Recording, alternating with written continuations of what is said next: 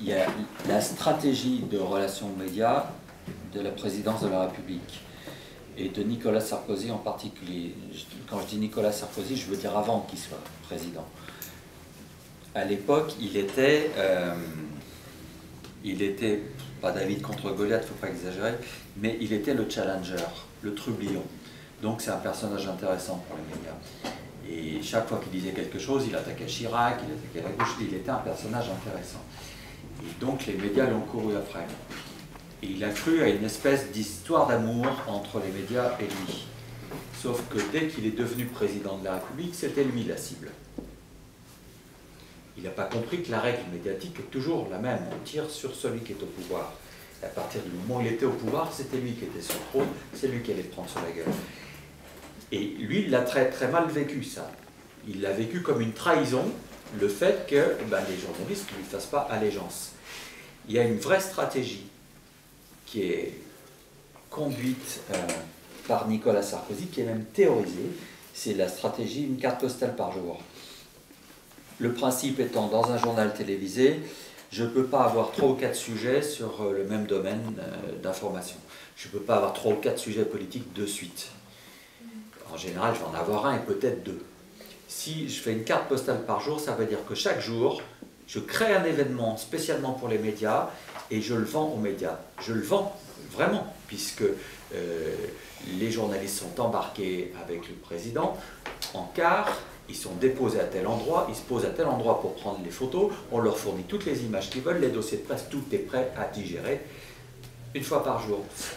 Une fois que ce sujet-là est pris, c'est extrêmement difficile de recréer un autre sujet. Voilà comment on occupe l'espace médiatique en le saturant.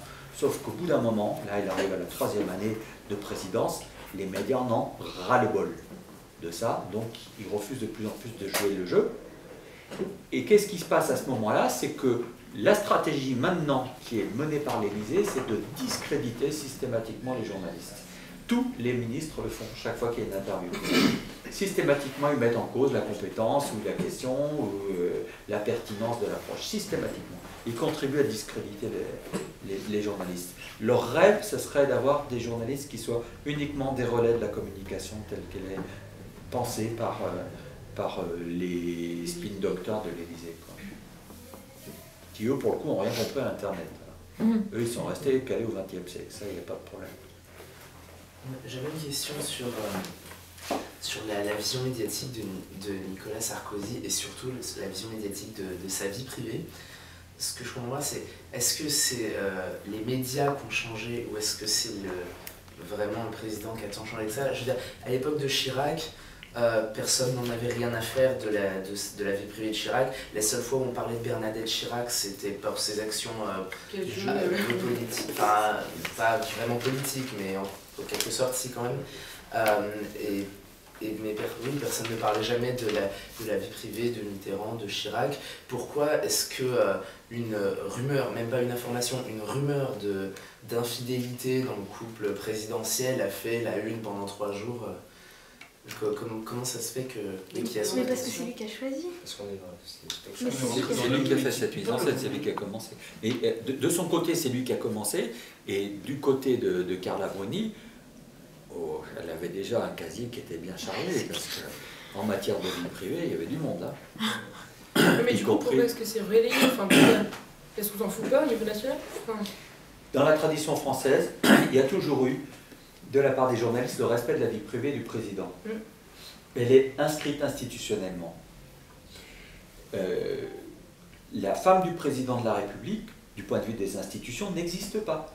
Elle existe pour le protocole, quand elle est là, c'est-à-dire qu'elle a une place, mais institutionnellement, elle n'existe pas. Je suis allé me balader il y a quelque temps sur le site de l'Élysée. Après le voyage aux États-Unis de Nicolas Sarkozy, il a refait configurer son site. Il l'a refait en calant le modèle sur celui de Barack Obama, et ils sont apparus tout d'un coup sur le site. D'abord, ça s'appelle plus Présidence de la République, ça s'appelle Élysée. Il a fait apparaître des armoiries qui n'existaient pas avant, mais qui sont quand même la réplique de celles qui existent pour la présidence des États-Unis. Bon, on trouve des curiosités comme ça. On trouve aussi une curiosité qui est la première dame de France.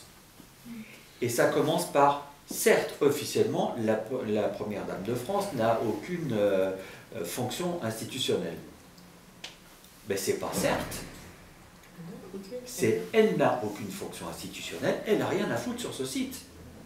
Il a inventé ce personnage alors qu'il n'a aucune existence. Mais c'est lui qui l'a fait. Quand il a envoyé son ex-femme Cécilia négocier en Libye au nom du président de la République, mais c'est inimaginable. Elle a quel mandat? Elle est mandatée par qui? Elle rendait compte à qui? C'est invraisemblable.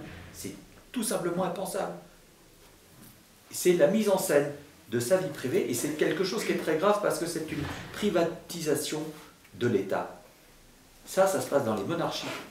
C'est dans les monarchies où tous les membres de la famille sont régnants à un titre ou à un autre, mais pas dans une république. Dans une république, il y a une personne qui est élue. On n'a pas élu toute sa famille avec lui, ni le fils Jean, ni le fils Pierre, ni... mais enfin, on va où là? C'est lui qui a démarré ça, et qui a démarré la saga de ses amours et de ses...